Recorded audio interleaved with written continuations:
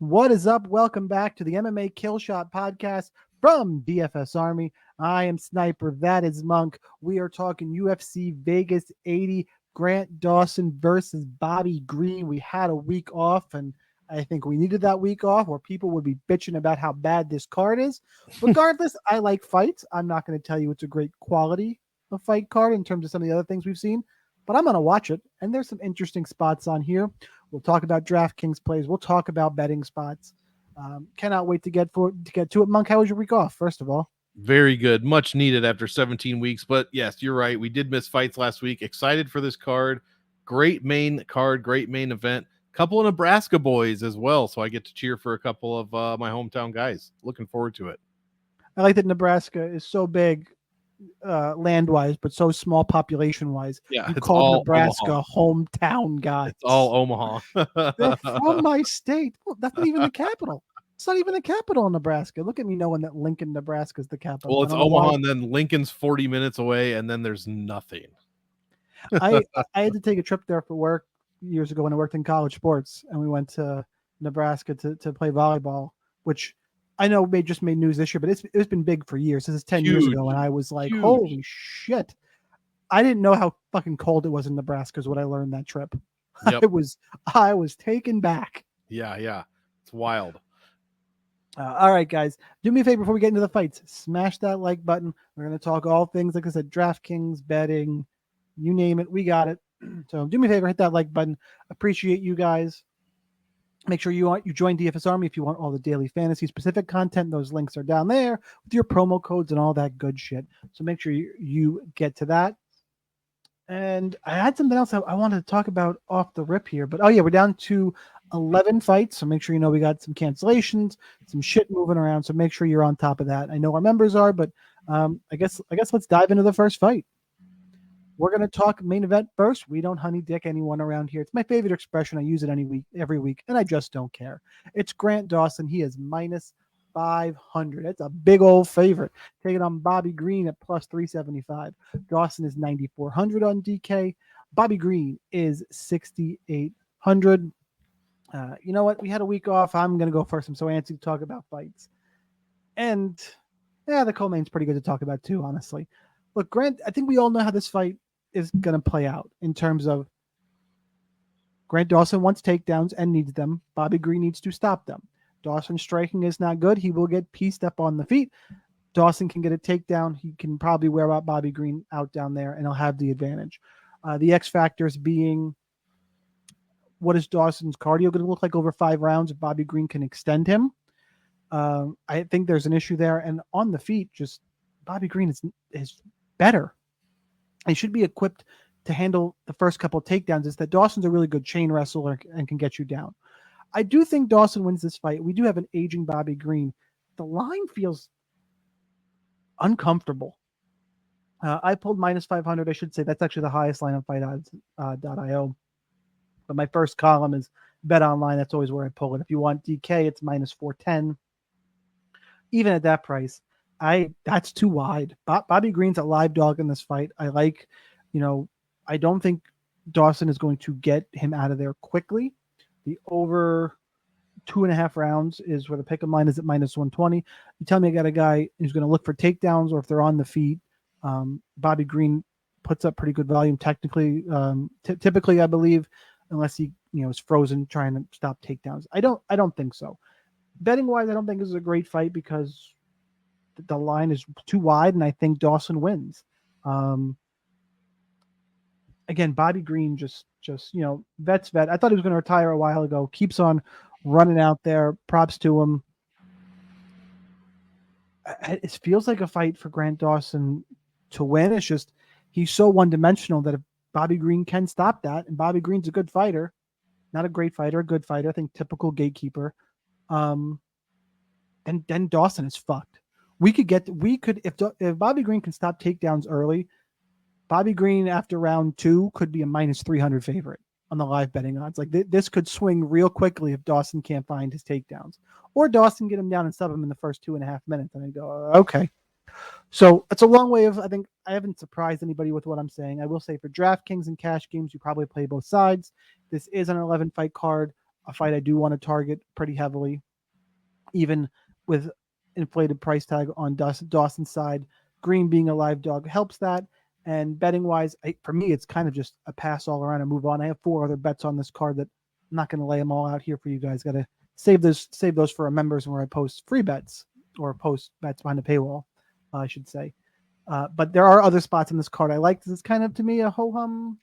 This is the spot I have. So Grant Dawson's the pick. I kind of laid out, I think, the DK options pretty well. Monk, anything different? Am I talking crazy? I don't like any bets really on this one, except for actually I'm the opposite of you. I think Dawson, I think this gets extended. I think he could find a sub, find a finish round 4 or 5 or decision. That's kind of what the only bet I would look. And if Green is ever minus 300 in this fight, I will be betting on Dawson live for sure. You're not worried about his gas tank? Like if he looks tired because he shot 10 takedowns in the first 2 rounds, like I'm a little worried about the tank. Yeah, but if he shoots 10 takedowns in the first 2 rounds, he's going to land at least 4 of them. I know Bobby Green has a 72% takedown defense, but I mean, Grant Dawson might be, might just be one-dimensional, but that one dimension, he's probably the best in the weight class. Good. Also, it should be noted, and I know this is kind of an odd stat, but since 2021, no 37-year-old has beaten a younger lightweight. 0-6, 0-6 so far. I'm just saying, we got some trends here. And yeah, 9,400. I will definitely have Dawson in a ton of cash game lineups. Green, I guess I'll have in a few GPPs, but I really don't think he wins this fight. So give me Dawson for the win. He's also, controlled over 50% minimum in his last 5 fights, controlled 50% of all fight time, all inside the distance time he was involved in. 82% against Ismagulov, 80% against Madsen. It's wild. He's extremely good in that one dimension, and I think he will be able to get Bobby Green down. Rinse and repeat takedowns. Love this for DraftKings. Hope it goes 4 or 5 rounds, because if that's the case and Dawson wins, he's going to score well over 110 points. So give me Dawson here at 9,400. Co-main event. B. Joe Pyfer, minus 350, taking on Abdul Razak Alhassan at plus 325. DraftKings prices: Pyfer's 9,300, Alhassan 6,900. Another, the main is price pretty spread out, as is the co-main. Monk, what do you got? I mean, I guess I like Joe Pyfer in cash and for GPPs, but I'm definitely not. I'm definitely not looking. Yeah, I don't mind him in cash if he gets a first round finish over a dual Razak Alhassan, which Razak Alhassan does love to get finished in the first. Actually, he's only been finished once in the first round, but he does love to get decision. Interesting. I must have been looking at. I'm on the wrong. I'm on the wrong guy. Sorry, gotta shake off the rust. The only way Alhassan wins is by deading Pyfer in the first 30 exactly. That's the thing. That's if you're playing Alhassan, you're playing him because you played Andre Fiallo last week and you needed a first round knockout, or you play Derek Lewis in this day and age, and sometimes you get lucky and you get that first round knockout. I played him against fucking terrible ass. Oh god, Rogerio de Lima. Yeah, but, pays out. Sucks. But let me ask you this though: we're talking DraftKings. Would you rather play Dawson or Pyfer in cash? Dawson in cash, but I'd also rather play Alhassan in GPPs over Bobby Green. Well, obviously, if you're going to play Dawson in cash, it's real hard to play him and Pyfer. Nearly impossible. So it kind of takes your decision out there. It is a little bit. Plus, there's and I might be on an island. Apparently, I don't understand why, but I love the $9,500 fighter this week too. So I have some choices to make. But yeah, it's long story short. I'll have both sides in GPPs. I think Pyfer's going to win the fight. I'm not the biggest Pyfer fan. I think he has to show us more than he's shown us so far, but I don't think Alhassan's the guy to do it. But if there was a guy, it could be Alhassan, as 5 of his 6 wins have all come in the very first round. 6 KO TKO wins in the UFC. So obviously I'm not passing up on him, but the pick is Pyfer. Pyfer for me is going to be too big for Razak Alhassan. I think he's going to be able to use that jab, keep out of the range of the right hand from Alhassan, which is what Alhassan needs to do to win. But because Pyfer is still unproven, on the come up, I will mix in some Alhassan in GPPs, because if he wins, he lands a first or second round knockout in his price, he'll make the optimal. It's fine for GPPs. I don't like Pyfer in cash because the floor is too scary, and I'd rather play Dawson, which I kind of outlined earlier. if you could fit, and I'd rather play some other people in cash in the 9K range rather, who are a little bit cheaper. We could talk about later, who don't face as much of a knockout threat just in terms of building a floor. But I do think Pyfer wins. I think his striking, he'll be able to use his range, stay on the outside, and probably pick up a knockout. I'm thinking second round, but at some point, Alhassan's chin isn't the best. But I will say that I just think Pyfer wins this one. The UFC, typically when they're building stars, know exactly what they're doing. So give me Joe Pyfer to pick up the dub. Joaquin Buckley, he's minus 175, taking on Alex Morono at plus 150. Buckley is 8,700 on DraftKings. Morono is 7,500. Oop, wrong view. You don't want to see just my face, guys. Oh, it's terrible. Fun fight. I think these two guys could very well stand in a phone booth and trade. I think Buckley's a little overrated, personally, from whenever I watch him. I mean, look, I know we had the Impa Kasangane knockout, and highlights are great. Not that he's bad. People talk him up a little higher than what I think he is. And I think Alex Morono is pretty typically underrated for what he is. The problem is both guys can get hurt in this fight. And they both can hurt other people. Like it's kind of one of those fights that I feel is truly a coin flip. And I got Morono sitting at plus 150, and he's got, if anybody's going to grapple, it would be Morono in this fight. I'm not convinced it's going to happen, but I think he's an extra path to victory there that pushes my pick that direction. In terms of DraftKings, I don't think this is a fight to mess with in cash games and in GPPs. I'm going to tell you, you could play both sides, but because Morono is so much cheaper, I think he's a viable dog. And I'm definitely going to mix him a fair amount in GPPs. And he's going to be my straight up pick as well, because like I said, he's got that extra path to victory for me. Monk, how about you? Yeah, as far as I'd be surprised if there was much grappling, even especially from the Morono side. He's attempted 20 takedowns in 17 UFC fights. He's landed 4 of them. That 17 UFC fights? Holy God. Yeah, he's 12-5. Yeah, both of these are actually not both. Morono scores well under 3 points a minute everywhere, at distance, inside the distance, and only averaging 85.7 points per win. I'm not really impressed with many of his stats. He does have a couple of round 1 finish wins and a round 1 finish loss mixed in there. Has thrown up a couple of subs, decent amount of subs, and has a decent last 5 strength of schedule. I guess I kind of like him because he's cheap. That's the only reason. I see it like you. This is basically a 50-50 fight. I know a lot of people are on Buckley this week. I don't like this fight for DraftKings. I'll probably be around. I'll probably be around the field here because neither guy, like I said, Morono averaging 85 at 7,500, and Buckley's averaging only 96 at 8,700. So I'm not too interested in this one.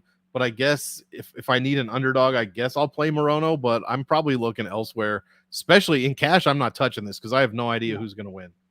Stylistically, though, I think those averages could go up. And 96 points at 8,700 isn't terrible. I just think stylistically, these guys could meet and start swinging, and they both have a tendency to get hurt. So this could be if I had to project, I think the winner will probably score over their average, regardless of who it is.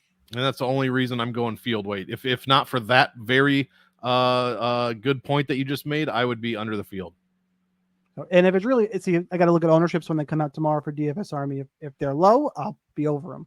If they're high, I'm just going to kind of, if both guys are sitting around 10-15%, I'll be over both for sure. Yeah. I assume they'll be 20-ish. Then I probably get even Buckley and a little over Morono personally, but let's see what they shake out to be. I like it. Drew Dober taking on Rick Glenn. Another is your $9,500 fighter. Here we go. I was wondering. I couldn't think of who was off the rip. Good. You're up first for this fight too. Dober minus 400, 9,500 on DK. Ricky Glenn plus 300, 6,700 on the DraftKings machine. Monk, you love the $9,500 fighter. You're all about Drew Dober. Tell us why. I am. This is my actual Omaha guy. Dawson is from Stromsburg, Nebraska, which is right by York, where my people are from, which is right by Lincoln. So Dober's actually from Omaha. This is the real Omaha guy here. Yeah, little Nebraska geography for you. 9,500. Yeah, I don't like Rick Glenn really at all. I guess look. 6,700 has like a 4% win rate. I guess it's a little higher after last week, and it has actually made the optimal lineup 2 weeks in a row, which is completely unheard of. Is So it Monk going didn't to win the happen? last 2 weeks, guys. Is it going to happen 3 times in a row? Well, not the first week. I didn't play what's her name, Marnik Man. I certainly didn't play much of Cody Brundage, that's for sure. But I did vote for him as far as Oscars go.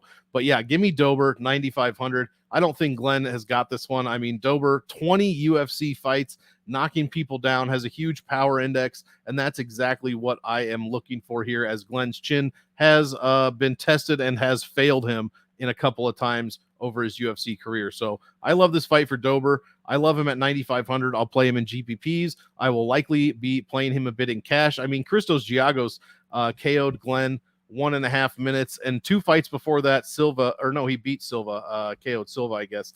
The draw against Grant Dawson, and then the loss to the Angel of Death, Kevin Aguilar. So I'm not I don't really see much for Ricky Glenn here. I think Dober's got a bunch left in him, and I think the game plan looks pretty simple. So give me Dober at 9,500. If I repeat any of the points Monk just made, I'm sorry, guys. The daughter came in, and you know when they're little and they have any reason to not go to sleep. You know, her tummy hurt. His tummy is hurt every night for the last 45 nights. Yep. You're okay.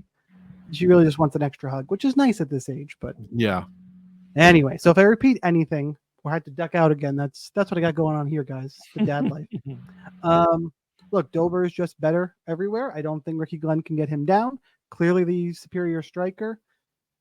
And Dober's coming off that loss to Frivola, which give myself a pat on the back for that one. But Dober, this is a bad matchup. Unless Ricky Glenn can land something fluky or has this wrestling success, I just do not see, because he's not Islam Makhachev. He's not going to take Drew Dober down over I don't see where Ricky Glenn wins this fight. I am a little worried about the scoring on DraftKings. I think Dober's, by the way, is a fine parlay piece if you want to go there and build those parlays. I'm pretty confident in him for the minus 400 price. Not typically my thing, but I think you could do that. Not cash game viable for me just because there's better options up there, but I do like it better more than Joe Pyfer, since we were talking about it earlier. But in terms of upside for scoring, unless he gets the knockout early, 9,500 is going to be tough for the optimal, but he's alive for it. I can't tell you he's not going to do it. It's just if I'm ranking guys in the 9K range, he's probably third on my list, and he's the most expensive.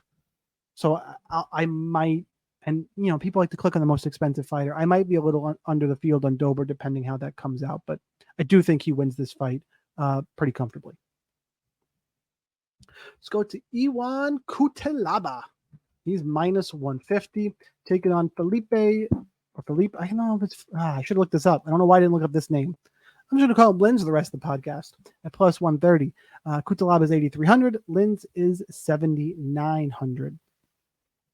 Cutelaba is DraftKings gold, either for himself or for his opponent. He is kill or be killed at its best. He is a wild man. Can Linz land a counter shot? Cutelaba is going to come at him wild. He could wrestle. He could just throw bombs. He could do either. But whatever he's going to do, he's going to come in with aggression.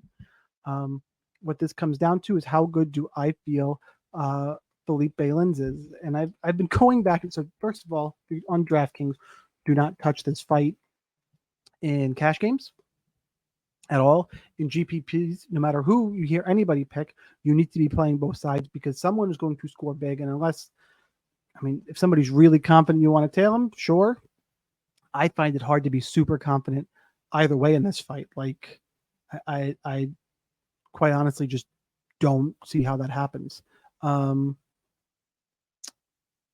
I ended up picking Iwan Cutelaba just because I think the pace and the pressure will get to the older Linz, but at any point he can land a counter and put him down. I just like the guy who is more active, going to be moving forward, but it's a risky ass pick. I'm going to lean towards Cutelaba. If you want to look at, I was over here looking at bets a second ago to see what the fight under 1.5 rounds minus 160. If you want any bet on this fight, it's probably that one for me. I wouldn't go near the money lines, but that's what I have for this one. Monk, how about for you? Yeah, I mean, you nailed it. Cutelaba's kill or be killed. You want him and his opponent GPPs, not touching it in cash. Don't want to repeat everything you said, so I'll just give you guys a little insight into his inside the distance game, because when I think of Cutelaba, mostly. You're thinking of him knocking people down, but maybe you don't. But 7.2 points per minute inside the distance. The guy has a 60% takedown accuracy, landing 4.75 takedowns per 15 minutes. That's absolutely insane. Pairs that with a 77% takedown defense, controls 63% of the grappling time. Let's see, 6 UFC wins, 4 of them have been in the first round. 4 of his 8 UFC losses have been in the first round. 12.6 average value, and he is under his average salary, guys, by $117. So yeah, actually both guys are under their salaries. Lynn's is $100 under. So you have to play both sides of this for a ton of reasons. I mean, Cutelaba, last stat I'll give you, 83%. So 5 of his 6 wins over 100 points, and now he's cheaper than his average. So yeah, I'm picking Iwan Cutelaba as well. But yeah, anything could happen here, and I will be very heavy, as will most people, on both sides of this fight. All right, I'm going to enter the next fight, and then I'm going to duck and check some real quick. So we're going to go solo spree on Monk. So guys, I need you to just, brace yourself, because who knows? Sorry, I couldn't help myself. We got Bill Algeo. Why can I never? It's a me, Algeo. It's a me. Yeah, he's minus 120. Alexander Hernandez is plus 100. Algeo's 8,400 on DK. Hernandez is 7,800. On paper, seems like a pretty good fight to target. What do you have for this one, Monk? Yeah, now you can see my face larger than life. So yeah, he did this on purpose. He didn't want to be upstaged, you know what I mean? But here we are. So I guess I will talk about Bill Algeo. I really like him, I guess, in this fight. He scores pretty well for DraftKings, under 100 points per win, which isn't great, but at 8,400, it's not the worst thing ever. In fact, under 100, it's 99.1. He is scoring 3.25 points at distance per minute, almost 4 points overall per minute, and 2 of his 4 UFC wins have been over 100 points. Takedown defense is a bit Swiss cheese-like, has a couple holes. 54%, allows 3.73 takedowns landed per 15 minutes. Thank you very much for that. He is only $100 over his average salary, and his average value per win is almost 12. We have no round 1 finish wins or losses, so I am a bit worried about the score. Alexander Hernandez, I don't know, surprisingly good DraftKings score, at least to me. Only 3 points a minute, but over inside the distance, 5.23 points per minute inside the distance. And you just heard me call Bill Algeo's takedown defense. I likened it to Swiss cheese. 1.3 takedowns landed per minute to Hernandez. That's not anything special, but he does control 62% of the grappling time. And another case where both gentlemen are under, actually, no, that's not true. Algeo's 100 over. Hernandez is under his average salary by almost $700. So if you're on the Hernandez side, I actually don't mind him for a little DraftKings play at 7,800. I also don't mind Bill Algeo. I'm rooting for Algeo. I'm picking Algeo. But for DraftKings, Hernandez does bring, he does raise the bar a little bit as far as underdogs go this week. So 7,800, I really don't mind that, even if he is 6-5 overall in the UFC. Probably not touching much of this for cash, because I really don't know. I don't really have a strong feel for it. But GPPs, I'll be around field weight, probably how we dissected the fight, where we're going a bit over or under depending on the ownerships. Yeah, I'm going to go ahead and take Alexander Hernandez here. I think Bill Algeo is fine, but I think he's just fine. Whereas Hernandez, I think, is talented. It's a matter of, is he going to show up? He's had some good performances, some bad ones. I think good. And as you would think, as somebody ages, they're going to get more consistent. I think if the good Alexander Hernandez shows up, he beats Bill Algeo. I think he can wrestle. I think he's got the bigger power shots. I think his defense will be good enough in this case. I do think Algeo, will have more volume. If he's, if they're both throwing, Algeo throws more. It's a matter of, I think Hernandez can get out of the way, mix it up a little better, land the bigger shots, and potentially grapple. So that's, for me, what makes this cash game viable. If I need that last dog, I think Hernandez is viable there because I think he wins. He's also more likely to put up the big score on DraftKings, in my opinion, and find that first-round knockout a la Beneil Dariush. Not that he's going to flatline Algeo in 10 seconds, whatever the hell that was. But I think he's more likely to get a finish. So for me, he's more interesting betting and on DraftKings, and that will be my play for this fight. Let's go. Let's talk about the ageless one, Karolina Kowalkiewics. minus 155. Taking on Diana Belbita, plus 135. Kowalkiewics is 8,600. Belbita is 7,600 on DraftKings. I can't believe we live in a world. You had told me 2 years ago that I'd be living in a world where 37-year-old Karolina Kowalkiewicz is on a 3-fight win streak in the UFC. I would have looked at you like you were fucking crazy. I was calling her done. I absolutely was. She, to her credit, has bounced back nicely. I have to just check everybody for a second. Karolina Kowalkiewicz is a 37-year-old fighter with a lot of miles on the tires who's moving weight classes. And yes, since she did that, she has been successful. And I'm not going to tell you that Diana Belbita is a world beater. What I am going to tell you is that there's a reason everybody takes down Diana Belbita. Because on the feet, she's going to pose a problem. I think on the feet, she'll get the better of the exchanges of Karolina Kowalkiewicz. Kowalkiewicz, though, has shown the ability to mix in the takedowns like she did against Silvana Gomez-Juarez. If she has that game plan, she can be successful here. She doesn't typically have that game plan, so I can't assume she's going to do it.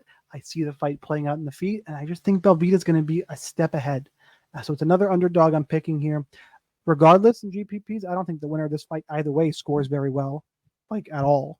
So DraftKings, I'm kind of ditching this one, and I think you could play Belbita again if you don't like Hernandez. You need somebody cheap in cash because she's an underdog. I think it's fine as like a floor option. Not my favorite play, but it's fine. Betting wise, I think there's more value on Belbita just because I can't lay juice on a 37-year-old fighter like this. But it's not. I'm picking Belbita, but I'm wary of the bet pretty much regardless on this fight. I'm gonna do what I did earlier when I kind of gave that ho-hum analysis. I'll tell you that the fight over 2.5 rounds is minus 400.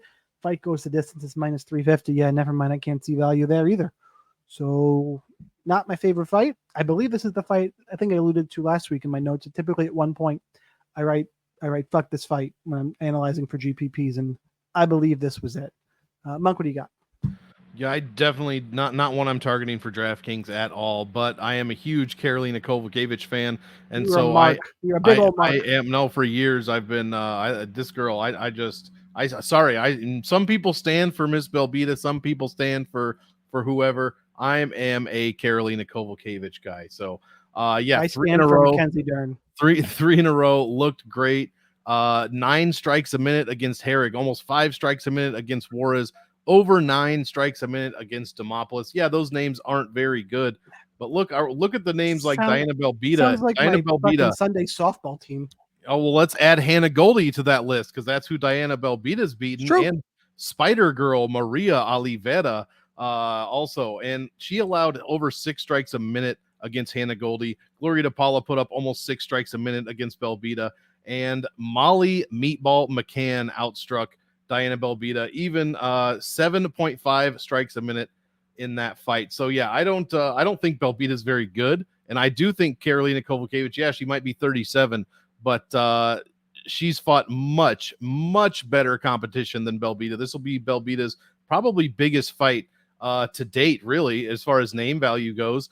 And I honestly don't think she's going to get it done. There's a point in Karolina Kowalkiewicz fights, and it usually is in the first round when she can't land a takedown and her face starts to get bloody, and her face looks like she's looking for a way out of there. I know this. It happens every single fight. But lately, she's completely turned that around and either battled back or just basically dominated the whole fight, unlike anything we've seen in her recent past. So give me double K here. I love her in this fight. I'll be rooting for her hard, not touching this one at all as far as bets go, and I'll be very low on it for DraftKings. Yeah, I mean, we're on different sides, and I can't get too crazy on the argument for either side. So let's move on to Johnny Munoz Jr. taking on Aoriqileng. Munoz is minus 115, Aoriqileng minus 105. They're pick 'em. This line is danced all over the place. Munoz is 8,000. Aoriqileng is 8,200. Monk, I have a strong take on this fight, but you're first. What do you got? I guess I'm picking the Mongolian murderer, Aoriqileng. But for DraftKings, I'll be on both sides for GPPs. Like, I think Munoz has some grappling upside here, and I think Aoriqileng has the finish upside. So I'll be on both sides. honestly, I made a cash lineup the other day. You're going to need guys like Johnny Munoz Jr. in those cash lineups, especially around the price that he's around, which I believe is 7,200. No, oh, never mind. I'm thinking this 8,000. Actually, then that puts more value than I originally thought on Aoriqileng. So I'll probably be higher than the field on both of these guys, to be completely honest. My pick is going to be Aoriqileng, just because he scores better. Munoz Jr. only 87 points per win, not even 10xing his salary overall. Both guys under their average salary in this case, so I like to see that. Give me Aoriqileng overall. Plus his nickname is the best on the card, the Mongolian Murderer. I mean, come on. It doesn't get much better than that. I don't know what it means, though. Is he a Mongolian that murders people, or is he murdering Mongolians? We don't know. We need to get to the bottom of it. But that point aside, I'm still pretty sure he's him. Mongolian, brother. Still picking him. Hey, I'm not trying to assume anything these days. I'm still picking him, but I love this fight for DraftKings overall. The loser is not going to score well. I'm sorry to say, you're going to throw some of those lineups out if you play both sides, but the winner has potential to score very, very well, in my opinion. Agree with that, and I do have a pretty strong lean towards Aoriqileng. Munoz, he pulls guard. He needs to wrestle, grapple, uses BJJ. He's not a great wrestler. I know Aoriqileng has got shown some holes, but Munoz, every time he gets hit, he pulls guard. And immediately when I start seeing people pull guard like that, I'm like, I'm fucking betting against you any chance I get, unless you're Mackenzie Dern, which you're not. Another Mackenzie Dern shout out. So that's why I like Aoriqileng. I think pressure and move forward, strike, be the better striker, hurt Munoz, probably finish him. Munoz needs to either show some wrestling I don't know he has, or he could submit Aoriqileng after being hurt, and that would suck for my pick. Possible, or just create some kind of scramble. But when those are your paths to victory, and this is a pick'em fight, yeah, give me Aoriqileng. That's where I think the value is, and I am picking him to get a finish in this fight. Well, let's move on to Kanako Murata. He's minus 350, taking on Vanessa Demopoulos at plus 285. Murata is 8,900. Demopoulos is 7,300. I don't want to overanalyze this fight. I know I said Belbita and Kowalkiewics was fuck this fight. This one's damn close. Kanako Murata it's close. Doesn't do a whole lot in the cage. But I think she's just going to win the minutes. She's going to be slightly winning all the minutes against Vanessa Demopoulos, who I don't think is very good. I think Demopoulos' path to victory is getting taken down and catching an armbar. Frankly, that's how I see her winning this fight if she does. And women's MMA is so fucking screwy these days. I'm not going to fade her on DraftKings. I'll play a little. Maybe 5-10%. I don't want that much of Murata, though. There's better scoring options. I don't see how she puts up a big number. I think she's just going to win the minutes, relatively low volume, maybe some clinch control time. Even if she gets on top, I don't think she's super active looking for submissions or a finish. I think she's going to win the minutes, win the fight, and it's pretty much that simple. Demopoulos needs to throw something up. So, betting-wise, I actually don't hate Murata in terms of if you want a parlay piece, I guess. In terms of upper echelon guys, I prefer Dober more, but whenever somebody's past victory is, man, you better hit an armbar, I immediately go, huh. But it's hard to lay minus 350 wood on a women's MMA fight these days. It just is. So I'm kind of backtracking what I said. This fight is not overly intriguing. I think I've given it too much time as it is. Monk, how about you? Yeah, I don't even think it's hard. I think it's straight up irresponsible to lay minus 350. Minus 350 on a strawweight fight at any level, to be completely honest. But yeah, I echo exactly what you said. Demopoulos needs an armbar here, and I'll be double my ownership on Murata and Demopoulos, but I'm capping my ownership on Demopoulos at 10, which means I'm capping my ownership on Murata at 20. And that's probably the extreme high end. I probably won't even come near that. Neither woman's scoring a ton in a win. Both have a pretty low floor. I'm just not really too interested in this fight whatsoever. I guess Demopoulos has the slightly better DraftKings upside because her path to victory is an obvious finish. And she has shown that in one of her wins, at least round one anyway. She does have one round one finish win in the UFC. So not too excited. Yeah, this is the biggest fade for me overall, I think, on the card. Yeah, again, it's not a great one. Even if you're like, well, fine, Murata's going to win at 8,900, put her in cash. I like other options. I'm probably not even doing that. Yeah, it's a rough sell. Let's talk Mateus Mendonca. One of the reasons you can't play a lot of Kanako Murata. Minus 260 on Mendonca. However you say his name. That guy, the big scary Brazilian with blue hair. Taking on Nate Maness at plus 190. Mendonca is 9,000. Maness is 7,200 on DraftKings. Monk, you're up first for this one. I think that owl tattoo on his chest is pretty awesome, though. I am a fan of that. Yeah, I guess I like both sides for GPPs. I am favoring Mendonca a lot. Yay! Very heavily at 9K. I really like him this week, but he is unproven so far. He did have to fight one of the Bash brothers, I believe, Javid. That's was a fucking hell of a debut, by the way. Hell of a debut. So, and from what you told me, I'm not spoiling anything. I just didn't know before. Mendonca is moving back to his original weight class, while Maness at 5'10" is going to attempt to try the flyweight division again. I don't see that going well for him at all. Problem. Before I knew that, I thought both guys were moving down to 125. I was like, oh, they're both going to look like shit. Maybe Maness has a little bit of value at 7,200. I think I've talked myself out of that, man. I would be kind of surprised. I'm going for Mateus here. I'm going out on a limb, and I only say it like that because of what I said. We have one UFC fight with this guy so far, 15 minutes. I'm a big stat guy, and his stats are trash because he fought Javid Basharat. And actually, they're not even trash. They're just not great. But this time he's fighting Nate Maness, again, 5'10", 8 years older. He's 32, which is not old, but Mendonca's only 24, will be 25 at the end of the year, basically. Yeah, give me Mendonca. This weight cut for Maness, watch him, just look at him on the scale. I'm not a big look at him on the scale guy, but this dude's going to look like freaking Skeletor, man. Yeah, and it's I think Mendonca's fought at 135, but he's one of those guys who was beating up regional people, and he's like, you look at him, he goes, okay, he can make 25. Like, yeah, he's only 5'6". Yeah, he's a small. His frame fits. He hasn't fought there before, but to me, this is the weight he should be at. Where you look at Maness and you go, 125, you gonna fucking cut a leg off? Yeah, legitimately could get scrapped. I'm really worried about this fight not happening. If it does happen, though, I like Mendonca. I think a pressure moving forward against Johnny Munoz is going to be a problem. I know Munoz will be long and want to close the distance and grapple. I think he's going to, Maness fits it. Right. Maness, sorry. Yeah. Sorry. I said Munoz. Maness is probably better off grappling in this fight, and I just think the pressure and the volume and the power of Mendonca is going to be a problem. I just don't think he survives early. Or if he does, he'll be compromised. The problem is, Mendonca, maybe the weight cut has him slow down a little bit. Maybe he won't be as aggressive, but he comes out like I've seen in his regional fights. I think he finishes Maness. Even if he doesn't, then I think he wins the fight. I like the line here, the minus 260. That's a lot of juice to play straight up. This is something, if you wanted to play a Dober Mendonca parlay, I can fully endorse that. I don't know what it works out to be, but I like him in that range. I do think he gets a finish in this fight. So that is the play I'm going to be going with here.